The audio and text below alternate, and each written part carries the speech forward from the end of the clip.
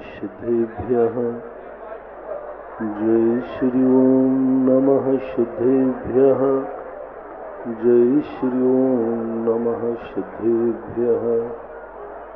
सर्वमंगलमांगल्यं सर्वकल्याणकारकं प्रधानं सर्वधर्माणां जैनं जयतु शासनं।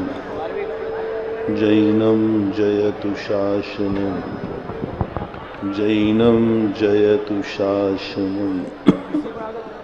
पंच परमेष्टि भगवान की आचार्य श्री गुरुवर कुंद कुंद महाराज के आचार्य श्री गुरुवर विद्यासागर महाराज की।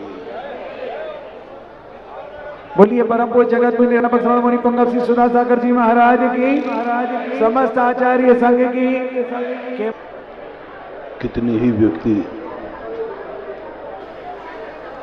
अपनी शक्तियों का स्वामी बन जाए, कितने ही आत्म स्वतंत्रता की बात करे, लेकिन जब भी किसी शक्ति का उपयोग करना हो तो पराधीन होना ही पड़ता है। इस सृष्टि का स्वरूप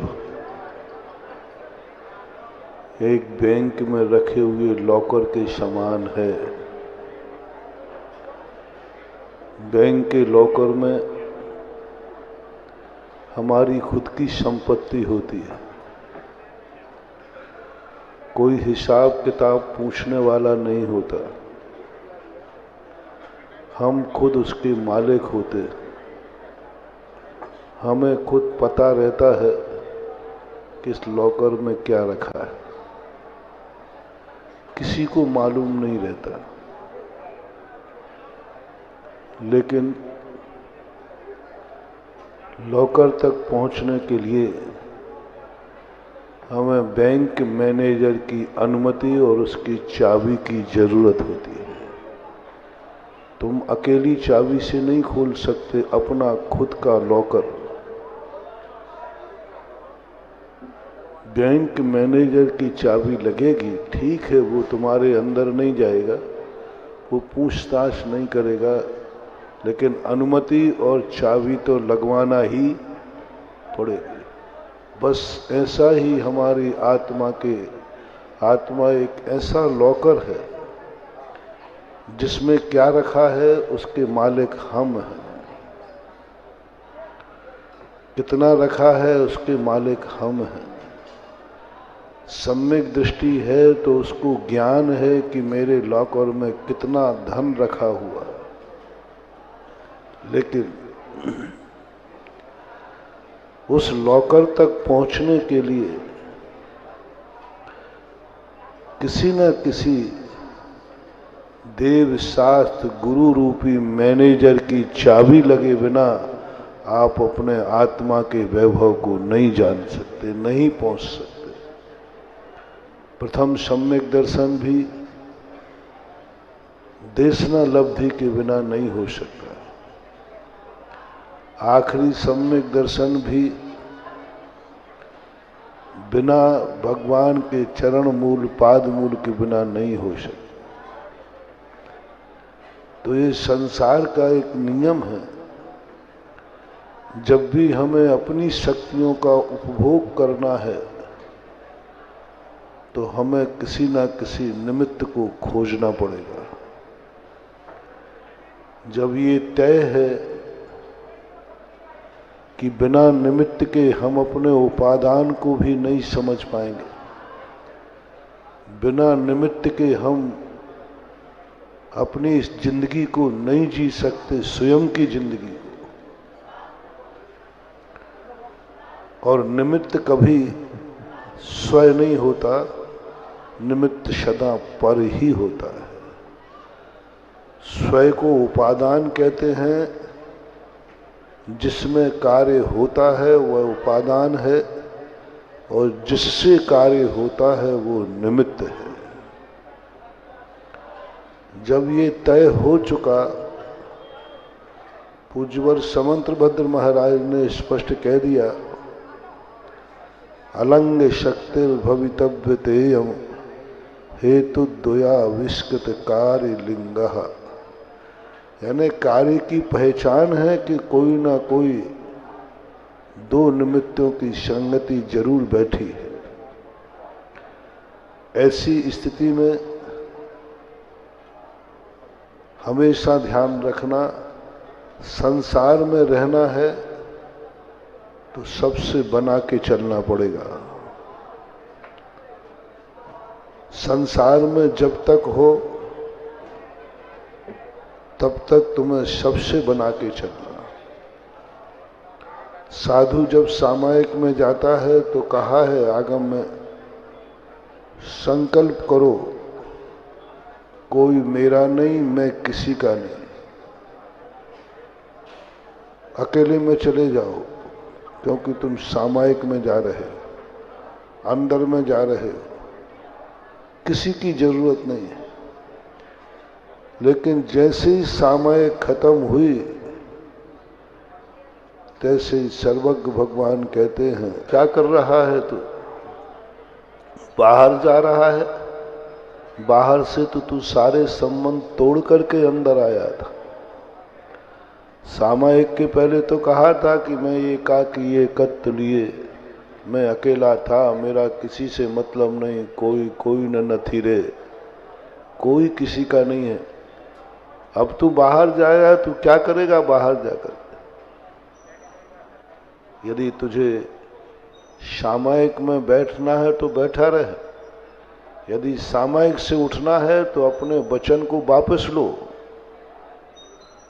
सामायिक बैठने के पहले जो वचन दिया था, जो घोषणा की थी, मेरा किसी से कोई संबंध नहीं, मैं किसी का नहीं, सामायिक खत्म होते ही कहा आचार्यों ने, या तो अंदर ही बैठा रहे, यदि तेरा ज्ञान बहिर्मुखी हो रहा है, तेरा मन बहिर्मुखी हो रहा है, इंद्रियां परमुखी हो रही हैं, दुनिया की तरफ तू संसार में सामायिक से उठ कर के संसार को सोचना है, संसार को देखना है, संसार की बातें सुनना है, संसारियों से बोलना है, संसार में तेरे मन वचन काय की प्रवृत्ति है, तो सामायिक में बैठने के पहले जो वचन घोषणा की थी, उस वचन को वापस लो।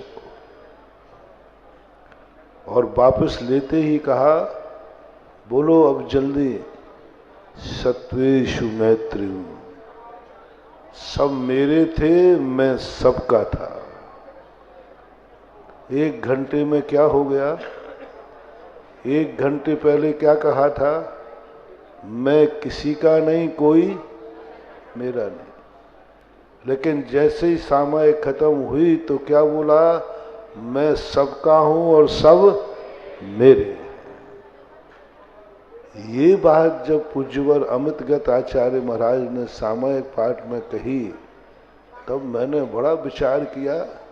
1 घंटे पहले तो कह रहे थे, संकल्प कर, किसी से तुझे कोई मतलब नहीं है, न किसी की बात सोच, न किसी की तरफ देख, न किसी की सुन, न किसी की बोल, कुछ नहीं करना। तुझे लेना देना क्या है दुनिया से? क्या लेना देना दुनिया? यहां तक कि पूज्यवर वसुनंदी महाराज ने लिखा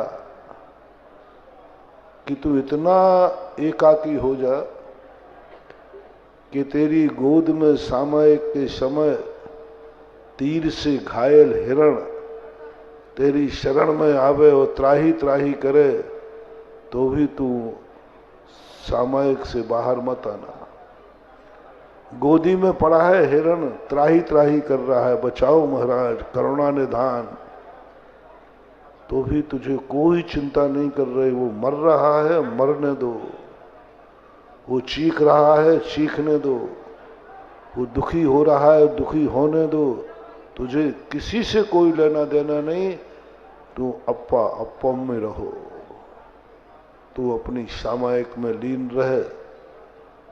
इन दुनिया के दुखों से, दुनिया के आंसुओं से, दुनिया की परेशानियों से तुझे कोई लेना देना नहीं है, ऐसी दशा बनाई। और वही पूज्यवर अमितगत आचार्य सामायिक की बात कहते हैं, इतना करुणा से भर जा, इतना करुणा से भर जा कि सारे जगत को अपना मान ले। इतनी करुणा, इतना राग, इतना राग, इतना राग कि तीन लोक में एक भी जीव न बचे जिसको तू अपना न माने। शत्वेषु मैत्री, सारे जगत के जीव मेरे हैं, मैं उनका हूं। मैं सारे जगत के जीवों पर करुणा करता हूं, दया करता हूं, सबके काम आऊं। यह नैमित्तिक दशा जो सामायिक से उठने के बाद बताई, ये बड़ी गंभीर है। ज्ञानी जनों के लिए, मुमुक्षुओं के लिए विचारने है। ज्ञानी जन इस बात से मोटिवेशन करें, अपने मन को धारणा बनाए, दुनिया में जीना है तो सबसे मिला के चलाना पड़ेगा। आंख खोली है तो आंख से बुरा मत देखो, अच्छा देखो। या तो आंख खोलो मत, खोली है तो बुरा मत देखो, बुरी दृष्टि से मत देखो। या तो सुनो ही मत, लेकिन सुनना ही है तो बुराई मत सुनो। बोलो मत, बोलना ही है तो बुरा मत बोलो। चलना नहीं, चलना है तो अच्छे रास्ते पर चलो। कुछ करो मत, करना है तो कुछ अच्छा करो। ये शिक्षाएं इन सूत्रों से हमें मिलती हैं। संसार को अपने अनुसार मत मोड़ो। रास्ते हमारे अनुसार नहीं मुड़ेंगे, हमें अपनी गाड़ी को रास्तों के अनुसार मोड़ना पड़ेगा। हम सोचें कि रास्ते मेरे अनुसार मुड़ जाए, नहीं, हमें रास्तों के अनुसार गाड़ी मोड़ना है। ये दुनिया तुम्हारे अनुसार चल जाएगी, नहीं, तुम्हें दुनिया के रास्तों के कहां कैसा मोड़ है वहां सावधानी रखना है।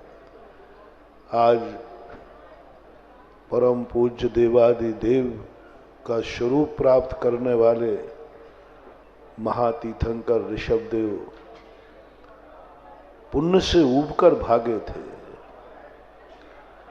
दुनिया से ऊबकर भागे थे, दुनिया को छोड़कर भागे थे। सब कुछ छोड़ा था, तिल तुस मात्र भी मेरा नहीं, मुझे नहीं देखना दुनिया की तरफ, पीट कर ली। तो मां के आंसू भी नहीं मोड़ पाए, ऐसे निर्दयी हो गए कि माता पिता के आंसू भी नहीं रोक पाए। ऐसे निर्दयी हो गए, बेटियों का हाहाकार भी प्रभावित नहीं कर पाया। ऐसे कठोर हो गए, भरत, बाहुबली आदि 100 पुत्रों का क्रंदन भी उन्हें नहीं रोक पाए। इतने ज्यादा निर्मोही हो गए कि अयोध्या की पुकारें, प्रजा का आर्तनाद उनके कानों को प्रभावित नहीं कर पाया। इतनी कठोरता के साथ जब कोई महाश्रमण इस महाश्रमण की यात्रा पर उतरता है, न जाने उसे कितने आंसुओं को पता नहीं क्यों ये सृष्टि ने, पता नहीं ये मोह का सबसे बड़ा मोह को मुझे कहीं ज्यादा बुरा नहीं लगता। राग भाव कोई ज्यादा खतरनाक नहीं है। राग करते हैं, दुनिया धन से राग करता है, परिवार से राग करता है, विषयों से राग करता है। ये कोई बड़ी बात नहीं, ये राग का नेचर है, होना ही चाहिए, होता ही है। संसारी व्यक्ति यदि विषयों से राग नहीं करेगा तो क्या करेगा, वो स्वभाव है। बस एक स्थान पर मुझे ये राग की परिणति समझ में नहीं आई।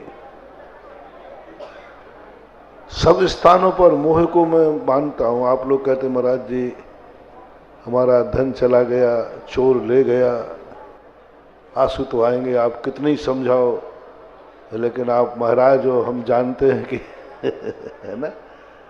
अब कोई घर में कोई मरण को प्राप्त हो जाता है, आप लोग कहते भैया शांति रखो, जो होना था सो हो गया।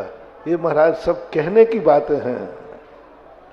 हम लोगों से पूछो, जब घर का कोई व्यक्ति बीमार होता है और मौत की बात सुन लेते हैं तो हर आंख में आंसू होता है। मैं इस बात को आपके पक्ष में समर्थन करता हूं, क्योंकि मैंने बड़े बड़े तद्भव मोक्षगामियों को भी रोते देखा है, रोते देखा है। भाई भाई के मोह में हमने बलभद्र को रोते देखा है,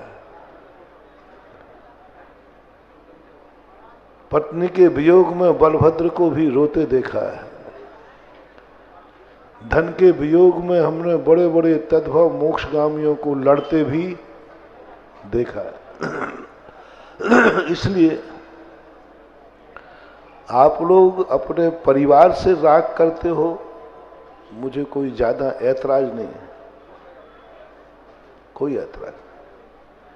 आप धन दौलत से राग करते हो, मुझे कोई ज्यादा ऐतराज नहीं है।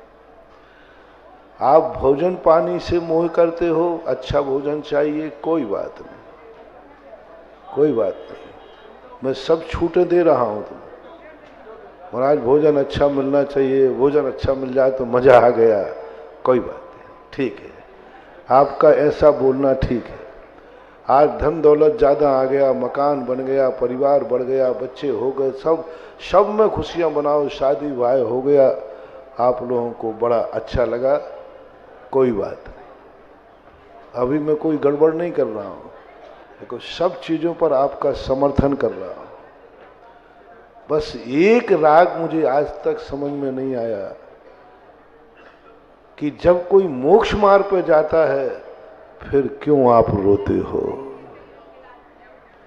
गलत मार्ग पर जाए और रोना हो, कोई बात नहीं। अच्छा व्यक्ति गलत मार्ग पर जाए, डाकू चोर धन चोर ले जाए, रो पड़ो। बेटा गलत मार्ग पर चला जाए, रो पड़ो। परिवार का व्यक्ति गलत मार्ग पर चला जाए, रो पड़ो। भाई गलत मार्ग पर जाए, रो पड़ो। पति गलत मार्ग पर जाए, रो पड़ो, कोई बात नहीं। लेकिन समझ में नहीं आया, मोक्ष मार्ग पर जाने वाला जीव, दीक्षा लेने वाला जीव के कारण से तुम लोग रो पड़ते हो।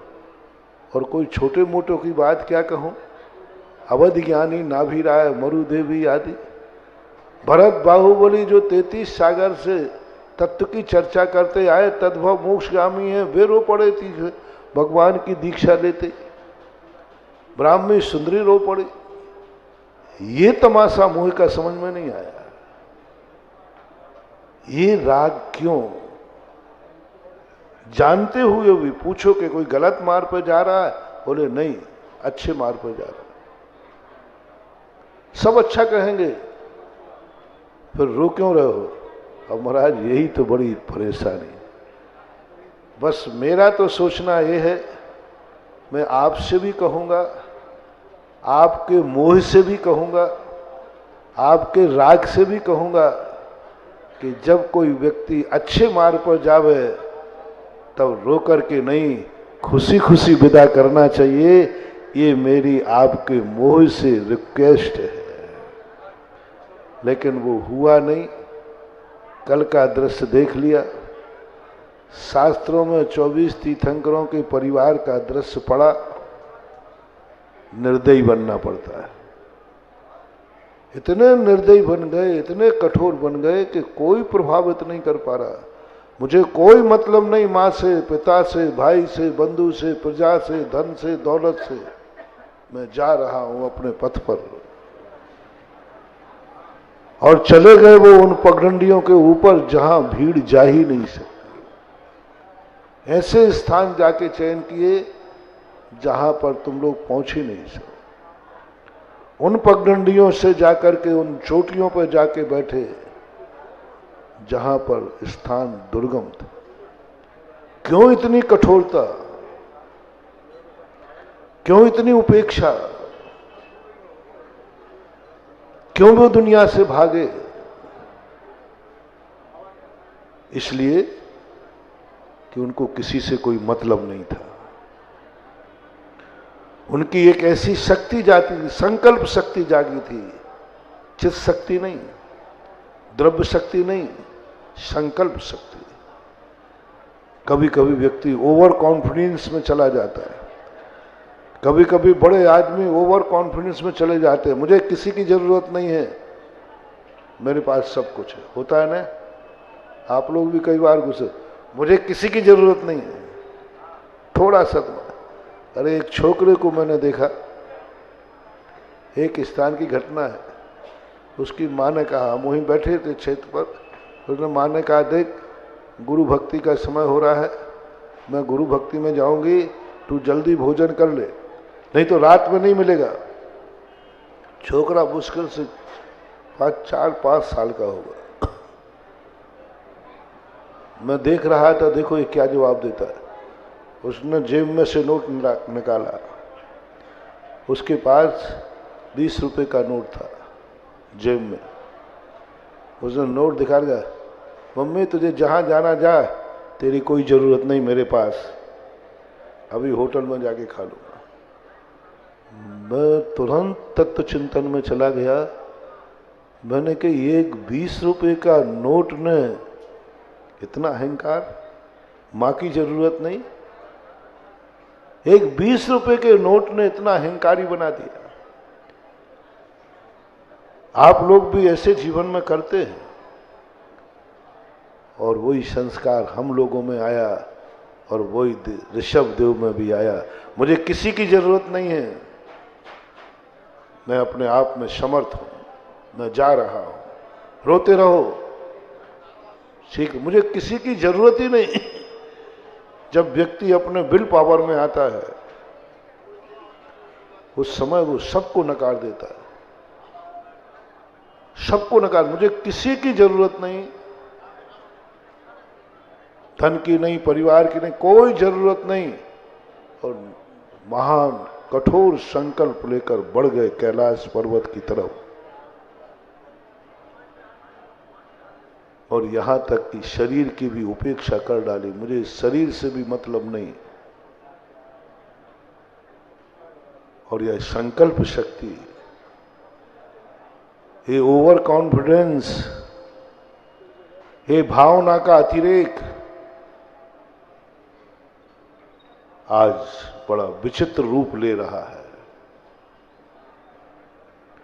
आज एक विचित्र दशा प्रकट हो रही है।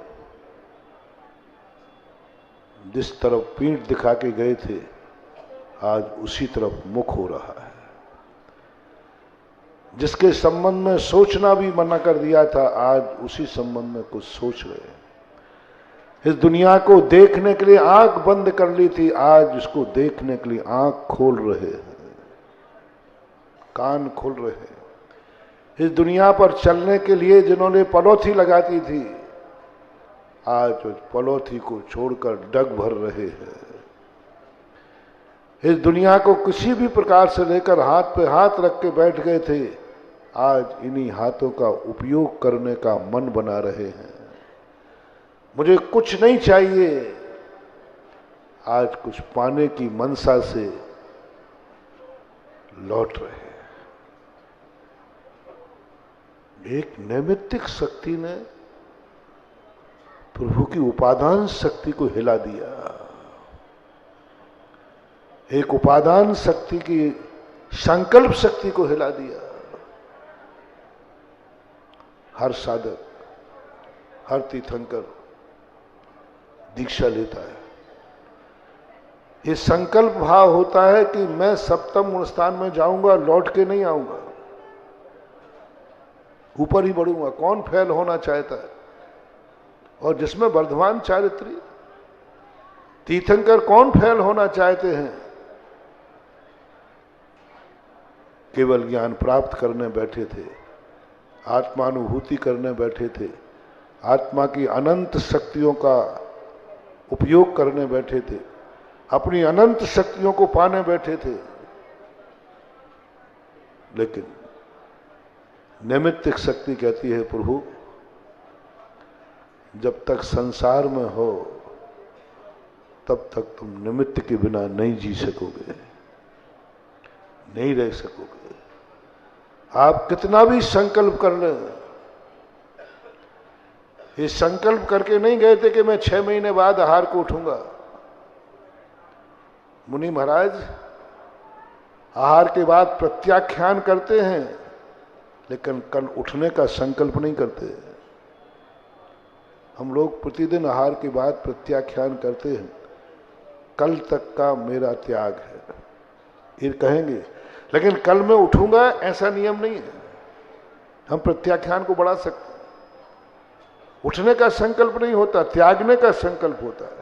आहार पूरा होने के बाद हम लोग सिद्ध भक्ति पढ़कर प्रत्याख्यान करते हैं, कल तक का मेरे 4 प्रकार के आहार का त्याग है। पर ये नहीं कहेंगे कल का त्याग, कल हम उठेंगे, कल हम आहार लेंगे। आहार लेने का संकल्प नहीं होता, आहार त्यागने का संकल्प। वह कल तक का है, बात अलग है, लेकिन कल उठेंगे ये मेरा संकल्प है, कल मैं आहार करूंगा ये संकल्प है नहीं। करने का तो संकल्प होता ही नहीं। ऋषभदेव ने ये संकल्प नहीं किया था कि मैं 6 महीने बाद लौट के आऊंगा, 6 महीने बाद आहार को आऊंगा। कह देते कि भाई आप शांति रखो, कोई यहां मत आना, मैं 6 महीने बाद आप लोगों के बीच में आऊंगा, आहार भी लूंगा। नहीं, कोई भी तीर्थंकर, साधारण मुनिराज नहीं करते, तीर्थंकर क्या करेंगे। लेकिन आज उस नैमित्तिक शक्ति ने प्रभु की संकल्प शक्ति को ललकारा है। उस संकल्प शक्ति को भी ललकार दिया कि प्रभु आपने जो किया वो आपकी आत्मशक्ति थी, वो आपकी भावना शक्ति थी। सृष्टि का स्वरूप ऐसा नहीं है। आप सृष्टि के स्वरूप की मर्यादा का उल्लंघन कर रहे हैं। आप सृष्टि के जो निमित्त नैमित्तिक संबंध हैं उनको तोड़ रहे हैं। आप तोड़े वो आपकी मर्जी है, लेकिन मैं सृष्टि हूं, मैं संसार हूं, मैं वस्तु हूं, मेरा वस्तुत्व गुण भी है, मैं नहीं टूटने दूंगा इनको। मैं नैमित्तिक नैमित्तिक परिणतियों को नहीं टूटने दूंगा, आपको भी हिलाऊंगा। और आज यही हुआ कि जब भगवान एकदम आंख खोल बैठे, सोचा था ये आंख बंद हुई है कभी खुलेगी नहीं, लेकिन आंख खोल दे। 4000 जो साधु थक गए थे कि भगवान कभी आंख खोलेंगे, निर्णय कर लिया था 6 महीने में नहीं खोली, अब क्या खोलेंगे। एकाएक आंख खोल दी प्रातःकाल, एकाएक आसन तोड़ दी, उठकर खड़े हो गए। लोग स्तब्ध हैं। और कोई आगे बढ़े, सोचा कोई ऊंचे पहाड़ पर और जाएंगे, वो तो उन्हीं गलियारों में, उन्हीं पगडंडियों में उतरना चालू कर दिया जिन पगडंडियों से आए थे।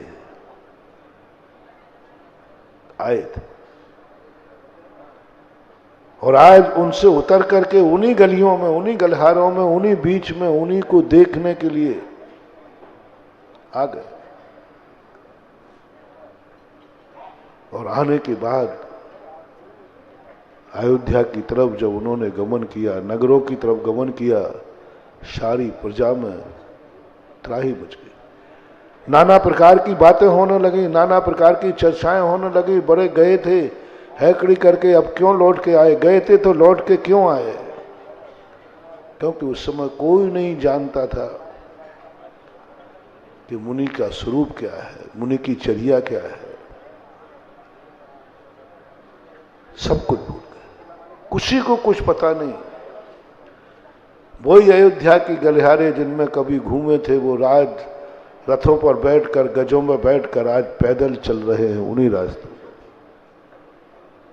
लोग समझ, लोग यहां तक कि नाभि राय और मरु देवी भी सामने आ गए, प्रजाजन सामने आ गए। राजा साहब आइए, आपके बिना तो हम वैसे ही सुने थे। नाभि राय और मरु देवी भी।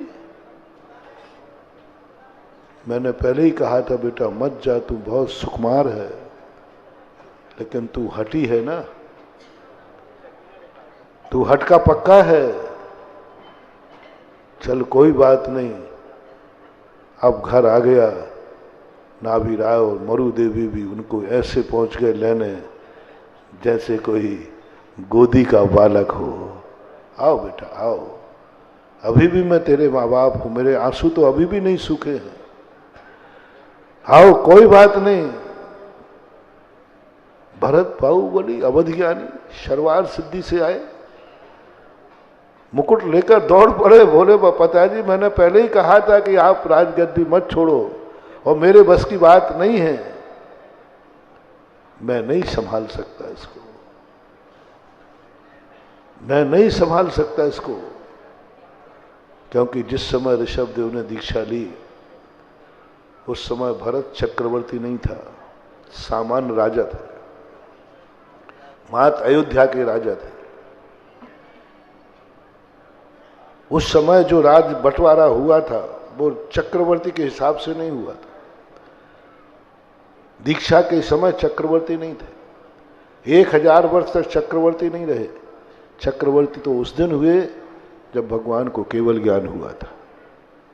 मुनि अवस्था में वो चक्रवर्ती नहीं थे, वो नियोग भी नहीं था। उन्होंने समर्पण कर दिया, मुकुट लेके पहनो, आप बैठिए राजगद्दी पर।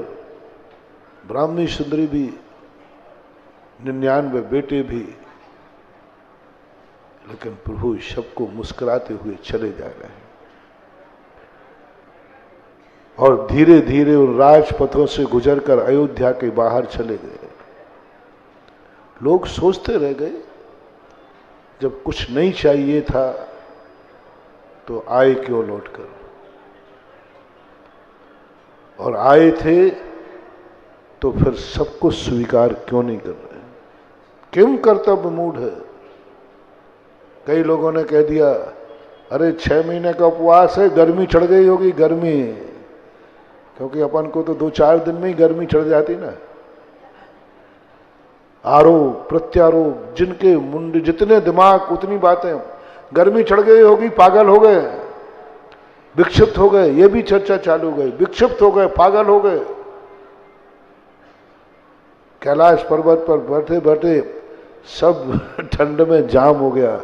ये नहीं कह सकते उस समय कैलाश पर्वत पर बर्फ था या नहीं, क्योंकि भोग भूमि के समय ऐसी कोई दशा का वर्णन नहीं मिलता। हो सकता है उस समय कैलाश पर्वत बहुत अच्छा रहा हो और कैलाश पर्वत के लिए इस प्रकार की स्थितियां विपरीत ना हो। सब ने कहा पागल हो गए, विक्षिप्त हो गए, क्या चाहिए, नहीं तो कोई देख ही नहीं रहे किसी की तरफ, किसी से सब कुछ लेने को आ गए, भोजन भी रख दिया, भाई 6 महीने के भूखे होंगे, उसकी तरफ नहीं देखा। राजपाट सब कुछ जिसके मन में जो आया वह होता गया, लेकिन निकल गए।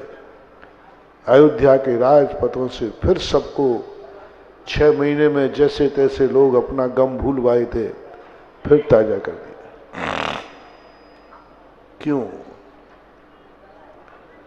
क्यों, क्या कारण था? और कोई महान आत्मा, महानुभाव कभी ऊंचाई से नीचे उतरे, समझ लेना किसी का कल्याण होने वाला है।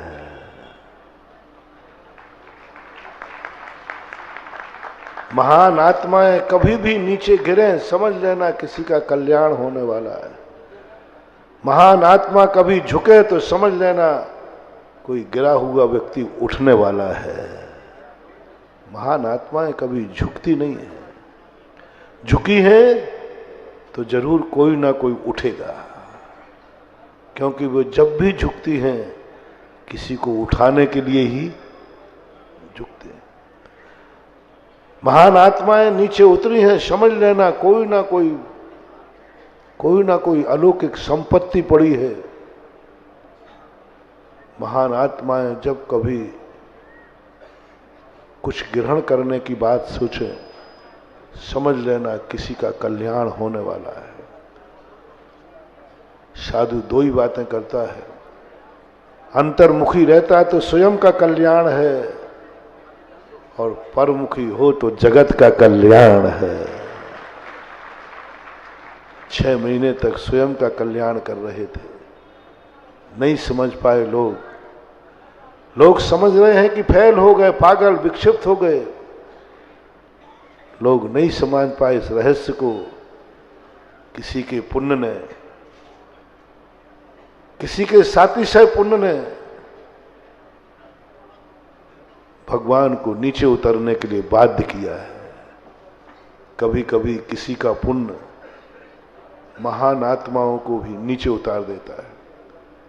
कभी कभी किसी का पुण्य बड़ी शक्तियों को भी झुका देता है। किसी का पुण्य होता है। एक संस्मरण है मेरे सामने। एक बार एक जुलूस निकल रहा था। जुलूस का तय निश्चित था, रोड रथ था।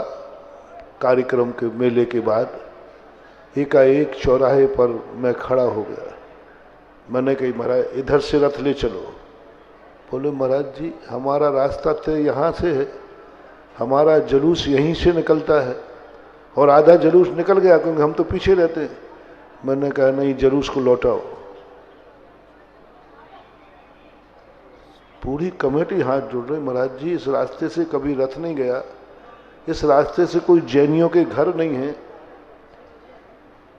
हमेशा समाज यहां खड़ी है, बंधन वारे लगे, पूरा नगर दुल्हन सा सजा हुआ है, पूरे नगर में गेट बहुत लगे, पता नहीं क्या हो गया। नहीं, जुलूस तो इधर से जाएगा। मैंने जिंदगी में पहली बार जिद की होगी, मैं वैसे ही नहीं करता ज्यादा, तुम जहां ले जाओ। जिद आ गई मेरे में, इतनी जिद आ गई, क्षुल्लक लोग कहने लगे महाराज जी यहीं से तैयारी की है, इस रोड से आपको क्या मतलब है? बोले नहीं, मैंने कहा जुलूस तो वहीं से जाएगा। 2 मिनट मैंने जिद की, मैं खड़ा हो गया। मैंने कि मैं तो यहीं जाएगा, तो यहीं से जाएगा जुलूस। अब साधु की जिद के सामने क्या करोगे? पूरा जुलूस लौटा, वो रास्ता चला, और जैसे ही रात जुलूस लौटा मुझे शर्म आ गई कि मुझे क्या हो गया, मुझे क्या हो गया, मुझे क्या लेना था, जुलूस कहाँ से जाए, और इस रास्ते में तो कोई है ही नहीं है, तो जंगल का रास्ता है, घूम के था ऐसा। मुझे बहुत गिलानी हुई। मैंने ये आज अच्छा नहीं किया, आज मैंने अपनी साधुता का दुरुपयोग किया है, आज मैंने हिटलर शाही दिखाई है। बहुत गिलानी हुई, इतनी गिलानी हुई। तो क्या ये साधु को करना चाहिए? इतनी गिलानी आज तक मुझे अपने जीवन में कभी गिलानी नहीं हुई। अपने विचारों पर मैं कभी गिलानी नहीं की। मेरे विचार कभी मुझे पश्चाताप नहीं कराते, क्योंकि मेरे मन में ऐसा विचार आता ही नहीं जिसमें पश्चाताप करना पड़े। मेरे विचार तो बहुत अच्छे आते हैं, बहुत अच्छे आते, इतने अच्छे आते, इतने अच्छे आते कि देखो अच्छा विचार नहीं आता तो अभिनंदन तीर्थ क्षेत्र कैसे बनता है। हमें अच्छा सोचने के लिए समय नहीं है तो बुरा में क्या सोचूंगा। मेरे अच्छे सोचने के प्रोग्राम इतने हैं कि मैं अच्छा सोचते सोचते ही शाम हो जाती है, अच्छा सोचते ही सोचते नींद आ जाती है, अच्छा सोचते ही सोचते नींद आ जाती है। और अच्छा सोचते सोचते नींद आएगी ना तो स्वप्न में भी अच्छे ही सोचेंगे, और अच्छा सोचते सोचते उठ जाता हूं। अच्छा सोचते सोचते सोता हूं, अच्छा सोचते सोचते सोता रहता हूं, और अच्छा ही सोचते सोचते उठ जाता। उस दिन मुझे गिलानी हुई, अच्छा नहीं किया, बहुत गलत किया। मन ने कहा कि समाज के सामने क्षमा मांग करके फिर से जुलूस लौटा दो, तो लोग कहेंगे महाराज जी अब नाटक। सुनो सुनो, क्या तमाशा था, क्या जादू था। मुश्किल से उस रास्ते से थोड़ा चक्कर भी था, सूना था, आधा पौन किलोमीटर चला होगा। ओहो, गांव के बाहर की बड़ी नाली थी, उस नाली में गाय उल्टी पड़ी हुई है, तड़प रही है, चारों पैर उसके ऊपर है, गर्दन नीचे, और गहरी नाली थी, शहर की नाली थी, और वो तड़प रही। और जैसे ही देखा लोगों ने, जो आगे चल रहे, महाराज जी, मैं तुरंत गया। ओहो, इस गाय के पुण्य ने मेरे दिमाग को पलट दिया। सारे लोगों ने उस गाय को, यदि घंटे आध, कोई उस रास्ते से जाने वाला था ही, गाड़ियां निकलती थी तो गाड़ी वालों को तो कोई मतलब, कोई पैदल उस रास्ते से जाते ही नहीं है। वो तो गाड़ी उल्टी पड़ी थी गाय और तड़प रही थी। बहुत अच्छी गाय थी, बछड़े थे उसके, वे सब देख रहे बाहर, कुछ नहीं कर पा रहे। और यदि इतने सारे लोग नहीं होते तो गाय को उठाना भी, 100-150 लोगों ने मिलकर उस गाय को किया, और वो गाय जीवित होकर बच गई, अपने बछड़ों को लेके चली गई। मैंने फिर गिलानी नहीं हुई, मैंने कही वाह, ये भी कोई है। एक गाय के पुण्य ने साधु को जिद्दी बना दिया, एक गाय के पुण्य ने साधु के पैर पलट दिए, एक गाय के पुण्य ने जुलूस का रूट बदल दिया, एक गाय के पुण्य ने हमें वह करने को बाध्य कर दिया जो मुझे करना नहीं चाहिए था। क्या उसका पुण्य था, क्या उसका पुण्य था। वो बच्ची, उस बच्चे का पुण्य था, बछड़े का, जो अनाथ हो जाता है। तो कभी कभी महान आत्माओं के मन में कभी नीचे की तरफ जाने का भाव हो, समझ लेना किसी का पुण्य। आज तीर्थंकर कोई ना कोई पुण्यात्मा है जिनके कारण से तीर्थंकर नगर की तरफ आए। साधु जब भी नगर की तरफ बढ़े, ऊंचाइयों से नीचे उतरे, तो उसकी हंसी मत उड़ाना, तुम अपने पुण्य की सराहना करना। तुम अपने पुण्य की सराहना करना कि हमारा पुण्य है इसलिए साधु लौट रहा है, इसलिए साधु महाराज कैलाश पर्वत पर जाकर के लौट रहे हैं। कोई ना कोई पुण्य है नगर का, अयोध्या का। जिस अयोध्या को संकल्प पूर्वक छोड़ के गए थे कि इस अयोध्या में कभी दोबारा अब मेरा कोई संबंध नहीं रहेगा, उस अयोध्या के अंदर पुनः लौटना, ये अयोध्या वासियों का पुण्य है। जब वो गए थे राजा बन के गए थे, और जब आ रहे हैं तो महाराजा बन के आ रहे हैं।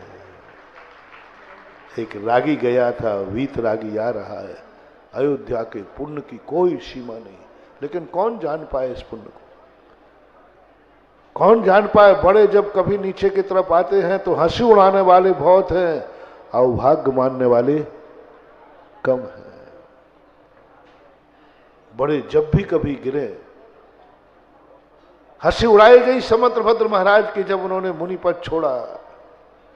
नहीं समझ पाए लोग कि शिवकोटि राजा का पुण्य है जो एक समंतभद्र महाराज को उस दशा में ला दिया जिस दशा में कभी जैन मुनि तो क्या, जैन श्रावक भी नहीं जाता है। वो बीमारी किसके उदय से हुई? समंतभद्र के पाप कर्म के उदय से। ये एक पक्ष है। वो क्यों वह परिव्राजक जैसे बन गए, क्यों जाकर के वहां पहुंचे? उनके अशुभ कर्म के उदय से नहीं। मेरा दूसरा पक्ष है पॉजिटिव थिंकिंग, कि शिवकोटि महाराज का पुण्य बुला रहा था कि समंतभद्र तुम्हारे बिना मेरा ये मिथ्यात गलित होने वाला नहीं है, और मेरे पुण्य से तुम बीमार पड़ो और यहाँ आओ और ये सारे करो और तुम एक ऐसी शक्ति दिखाओ कि मैं तुम्हारे साथ इस दिगंबर दीक्षा दान। कोई दुनिया की ताकत शिव कोटि को दिगंबर मुनि नहीं बना सकते थे, घोर मिथ्यात के उसमें था। लेकिन समंतभद्र स्वामी महाराज का पतन, समंतभद्र महाराज का गिरना और शिव कोटि महाराज को उठा करके लाना, ये बहुत बड़ी घटना है। महान आत्माएं दो ही अपने, मैं तो नहीं मानता कि महान आत्माएं अशुभ कर्म के उदय से गिरती हैं। मैं तो नहीं मानता कि उनके अशुभ कर्म के उदय से गिरती हैं। उनके अशुभ कर्म, मैं तो नहीं कहूंगा कि आदिनाथ के अशुभ कर्म के उदय से वो आहार को आए। तुम्हें जो मानना है मानो, मैं तो यही सोचूंगा। किसी ने कहा पुण्य का उदय उनको नीचे उतरने को कह रहा है। पुण्य का उदय उनके पाप कर्म के उदय का कारण बन रहा है। पुण्य पुण्य, क्योंकि महान आत्माएं बिना अशुभ कर्म के उदय के बिना नीचे नहीं आएंगे, ये पक्का है।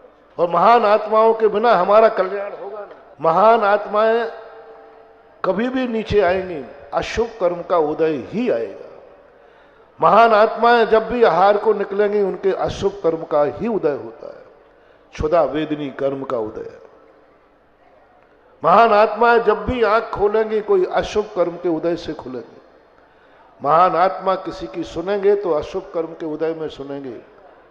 बिना कसाय की तीव्रता के बिना आंख खुल नहीं सकती, सुन नहीं सकते, बोल नहीं सकते, क्योंकि प्रमाद प्रत्यय को स्वीकार करना ही, और प्रमाद ही तो पाप है, प्रमाद ही तो अशुभ कर्म है, प्रमाद ही तो कसाय की तीव्रता है।